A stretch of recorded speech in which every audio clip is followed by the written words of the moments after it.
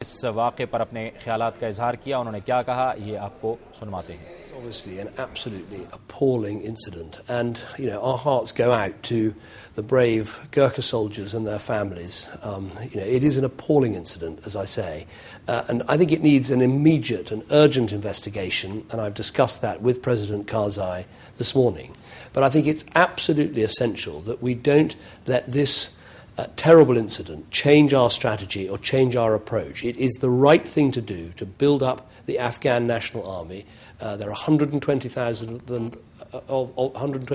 of them now. They are doing a good job. اس پیش رفت پر اور اس ڈیولپمنٹ پر ہم بات کریں گے، اور اس کے لیے ہمیں جوائن کیا ہے افغانستان میں پاکستان کے سابق سفیر جناب رستم شاہ محمد نے. بہت بہت شکریہ شاہ صاحب آپ کا، آپ نے ہمیں جوائن کیا. یہ جو واقعہ ہوا ہے اس سے کیا مطلب لیا جا سکتا ہے؟ کیا افغان آرمی اور برٹش آرمی کے درمیان اعتماد کا فقدان ہے، یا اس کا کیا پس منظر ہو سکتا ہے شاہ صاحب؟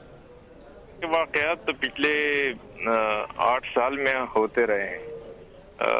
افغان آرمی کی تربیت بہت کم ہوتی ہے، اور ان کو چھوڑ کے 20% لوگ افغان آرمی کو چھوڑ کے جاتے ہیں، ڈیزرشن کرتے ہیں، ڈیفیکٹ کرتے ہیں، اور اس پر ابھی تک قابو نہیں پایا جا سکا. اور تیسری بات یہ ہے کہ افغان آرمی کے اندر بہت سے ایسے لوگ ہیں جن کی ہمدردیاں وہاں پہ جو مجاہدین ہیں اور طالبان ہیں ان کے ساتھ ہیں، اور وقت موقع پا کر وہ اپنے لوگوں کو حملے کرتے رہتے ہیں. کئی بار امریکن اور کینیڈین کو نشانہ بنایا گیا، ڈچ سولجر کو نشانہ بنایا گیا، برطانوی سولجر کو نشانہ بنایا گیا.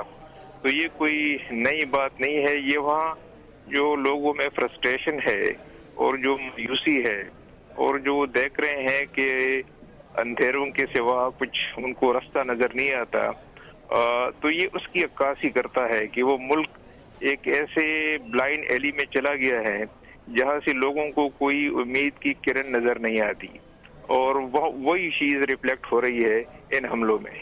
اچھا شاہ صاحب، یہ جو اس واقعے کے بعد طالبان نے جو دعویٰ کیا گیا ہے، جو خبریں سامنے آئی ہیں کہ جی یہ جو بندہ تھا یہ ہمارا بندہ تھا، یعنی اس نے انسرجنسی کو جوائن کر لیا تھا، اس کا مطلب یہ ہوا کہ جیسے آپ خود فرما رہے ہیں کہ ایسے لوگ ہیں جو وہاں پر موجود ہیں، جو افغان آرمی میں موجود ہیں.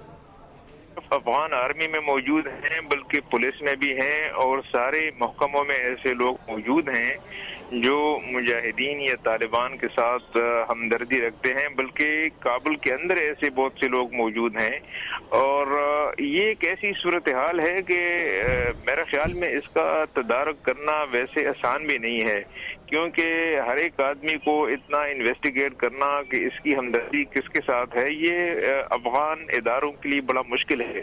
افغان ادارے خود ایک ڈکلائن کا شکار ہیں. وہاں پہ جو مین پاور ہے، ٹرین مین پاور، وہ افغانستان سے رخصت ہو کے لوگ چلے گئے ہیں. تو وہاں پہ اداروں کا جو وجود ہے وہ نازک ہے، کمزور ہے، اس کی بنیادیں کمزور ہیں. اس لیے ادارے وہاں پہ پروان نہیں چڑھے، انسٹیٹیوشنز وہاں پہ ڈیولپ نہیں ہوئے، اکاؤنٹیبلٹی کا عنصر بہت کم ہے. اس لیے ایک عام فضا پائی جاتی ہے کہ جس کو جہاں موقع ملے اس نے اپنی مرضی کا کام کر لیا، یا رشوت لی، یا کسی کو مار دیا. اچھا شاہ صاحب، آپ کیا سمجھتے ہیں کہ کتنا morale پہ اثر ہوا ہوگا اس واقعے کے بعد؟ یہ آپ نے باڈی لینگویج بھی دیکھی برطانوی وزیر اعظم کی، ڈیوڈ کیمرون کی، وہ ان کا یہ کہنا تھا کہ کوشش یہ ہوگی کہ جلد از جلد افغان نیشنل آرمی کے حوالے کیے جائیں یہ تمام کے تمام جو سیکیورٹی انتظامات ہیں.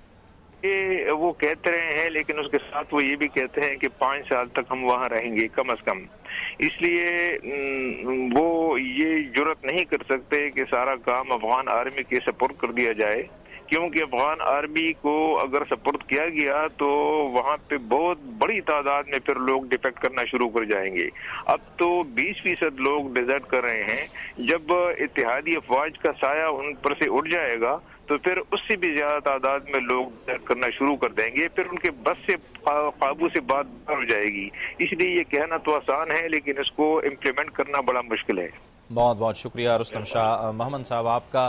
افغانستان میں پاکستان کے سابق سفیر ہم سے گفتگو کر رہے تھے اور تفصیل سے وہ جائزہ دے رہے تھے کہ امریکہ اور اتحادی افواج کو جن حالات کا اور جن مشکل اور پیچیدہ حالات کا افغانستان میں سامنا ہے. یہ تھا ہمارا آج کا پروگرام. انشاءاللہ کل آپ سے دوبارہ اس پروگرام میں ملاقات ہوگی. جاوید اقبال کو پروگرام نیوز واچ سے اجازت دیجیے. اللہ حافظ.